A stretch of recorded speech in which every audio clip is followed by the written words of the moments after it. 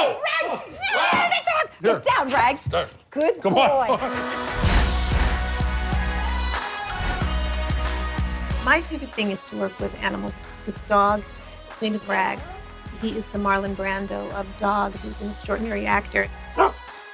The dog that plays Rags, every day he came to work ready to act and had one of the best times of his life because our direction to that dog was mainly eat this, now eat that. No, Rags.